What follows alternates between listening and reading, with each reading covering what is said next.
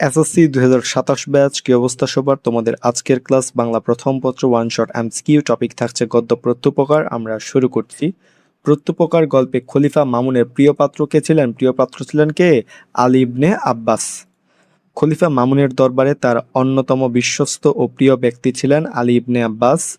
খলিফা তাই বন্দীকে কি আলী ইবনে আব্বাসের হেফাজতেই রাখার নির্দেশ দিয়েছিলেন। প্রত্যুপকার শব্দের অর্থ কি? প্রত্যুপকার শব্দের অর্থ হচ্ছে কি উপকারীর উপকার করা। উপকার অর্থ সাহায্য করা, আর প্রত্যুপকার মানে হচ্ছে কি যে ব্যক্তি পূর্বে সাহায্য করেছে বিনিময়ে তার উপকার বা কল্যাণ করা। সমবিবেহার শব্দের অর্থ কি? সমবিবেহার শব্দের অর্থ হচ্ছে কি সহচর্য। সমবিবেহার একটি তৎসম শব্দ যার আক্ষরিক অর্থ হলো সাথে থাকা, সাথে চলা বা সঙ্গ বা সহচর্য অথবা একযোগে।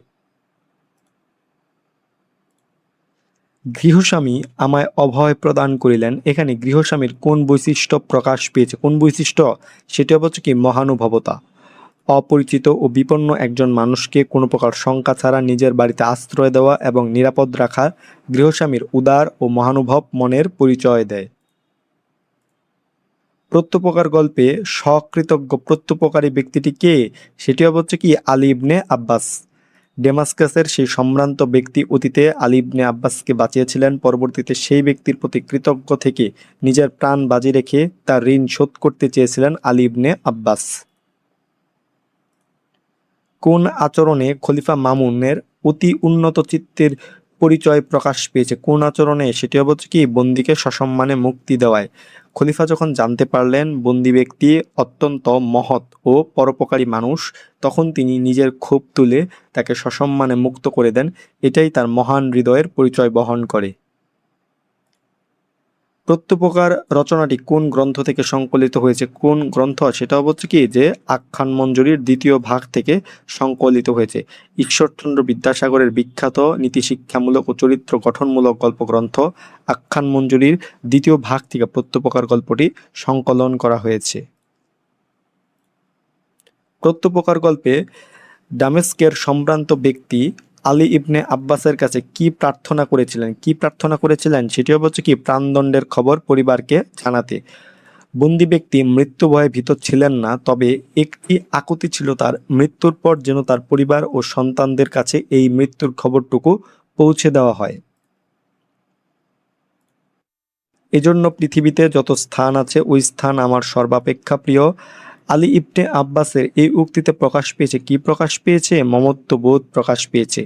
যে জায়গায় নিজের বিপদকালে পরম আশ্রয়, ভালোবাসা ও জীবন রক্ষা পাওয়া যায় সেই স্থানের প্রতি মানুষের গভীর আবেগ ও মমত্ববোধ তৈরি হয়, এটিই প্রকাশ পেয়েছে আলী ইবনে আব্বাসের উক্তিতে।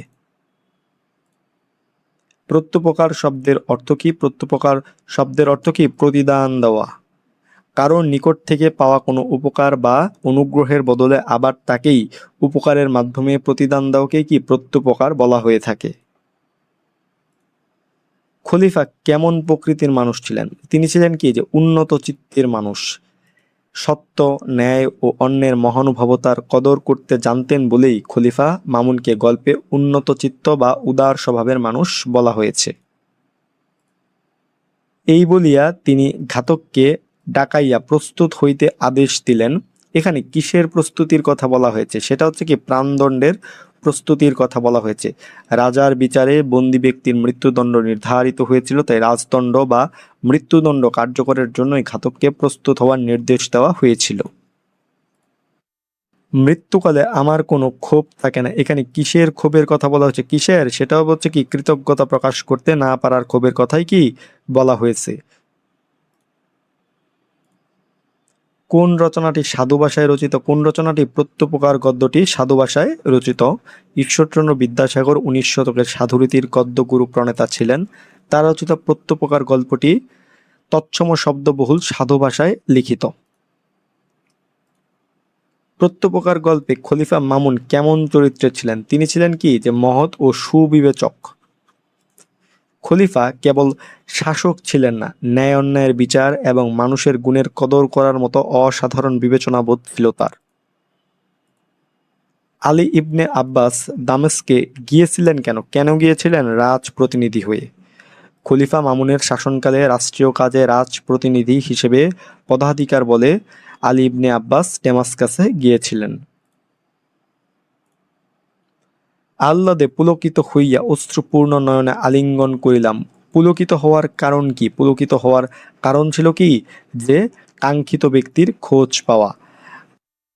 আলী ইবনে আব্বাস এতদিন ধরে যার উপকার শোধ করার জন্য ব্যাকুল হয়ে লোকটিকে খুঁজছিলেন, হঠাৎ বন্দির মধ্যে সেই কাঙ্ক্ষিত পরম উপকারী ব্যক্তিকে চিনতে পেরে আনন্দে পুলকিত হন।